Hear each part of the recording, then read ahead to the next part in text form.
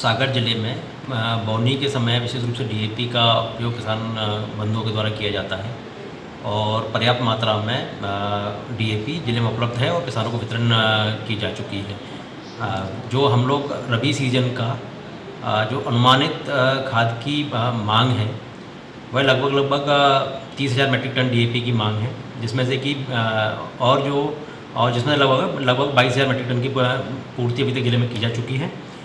जो अगर पिछले वर्ष की तुलना करें तो पिछले वर्ष जहां इस समय तक लगभग 11,000 मीट्रिक टन डीएपी का वितरण हुआ था, वर्तमान में यदि सितंबर और अक्टूबर का हम लोग लेके चलते हैं तो लगभग 20,000 मीट्रिक टन खाद का वितरण किया जा चुका है। अकेले अक्टूबर माह में ही लगभग 14,500 मीट्रिक टन डीएपी का वितरण किया जा चुका है।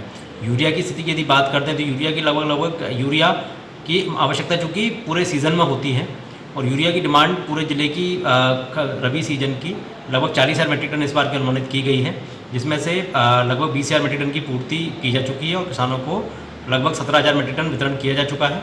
बाकी अभी वितरण का कार्य चल रहा है। तो ज़िले में यदि पिछले वर्ष से तुलना की जाए तो पिछले वर्ष इस समय तक मात्र 11,000 मीट्रिक टन यूरिया का वितरण किया गया था। तो इस प्रकार से पिछले वर्ष की तुलना में यूरिया और डीएपी दोनों ही पर्याप्त मात्रा में उपलब्ध हैं।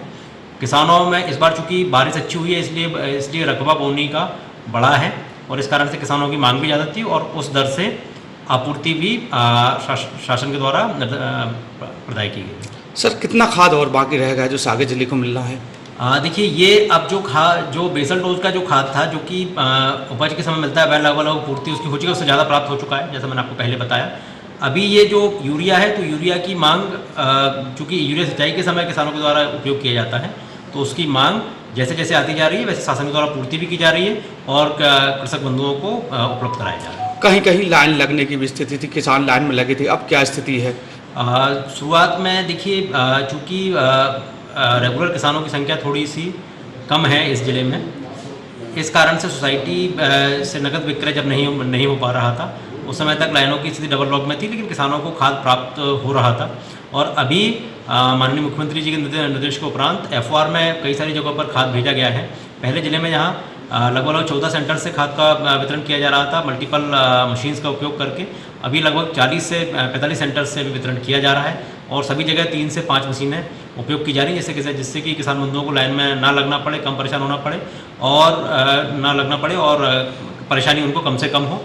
अभी वर्तमान में यदि हम लोग स्थिति देखेंगे तो हमारा बहुत बड़ा जो हिस्सा है वहाँ पर बिल्कुल भी किसान नहीं आ रहे, एक दो किसान प्रतिदिन आ रहे हैं जिनको कि आराम से खाद प्राप्त हो रहा है। शाहगढ़ में थोड़ा सा लोगों को अभी भी लोगों की मांग है क्योंकि वहाँ पे बोनी थोड़ी लेट होती है और जो कि इसलिए उसमें कल रविवार को भी वितरण किया गया खाद का और आज भी लगातार वितरण किया जा रहा है। देवरी गौर झामर में भी थोड़ा सा लेट सोइंग होती है, इस कारण से वहाँ पर भी कृषक बंधु थोड़ा लेट अभी तक आ रहे थे, लेकिन अब वहाँ भी स्थिति बिल्कुल ठीक है और सभी सोसाइटियों में लगभग 5 सोसाइटियों में दोनों जगह भेज दिया गया है जिससे किसानों को आसानी से खाद प्राप्त हो पाए।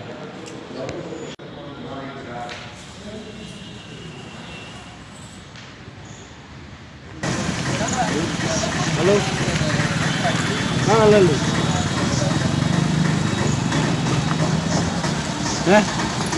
सतीश लोधी। अच्छा सतीश, तुम खाद लेने आए थे, वो आराम से मिल गया? जी आराम से मिल गया। कितनी बोरी लेने आए थे?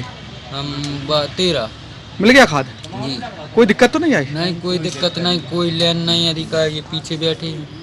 फूल सिंह। अच्छा, कहाँ से आए हैं आप? सीतापुर। अच्छा, खाद लेने आए थे, खाद मिल गया आपको? जी, खाद मिल गया। कितनी बोरी लेने आए थे आप? 5 बोरी। तो कोई दिक्कत तो नहीं हुई? नहीं, कोई दिक्कत नहीं। यहाँ लाइन वगैरह कोई नहीं लगी। आराम से खाद मिल रही है? जी आराम से।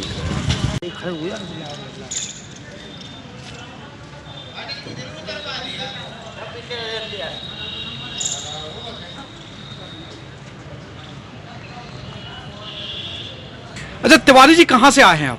बेरखेरी गंगाराम। अच्छा, खाद लेने आए थे, मिल गई आपको? हाँ, खाद मिल गई, पर्याप्त मिल गई, कोई दिक्कत तो नहीं हुई? कोई दिक्कत नहीं। भीड़ वगैरह कछु नहीं है भीड़। खाद पर्याप्त मात्रा में है यहाँ? गोदाम में आप खुद कर लो चेक।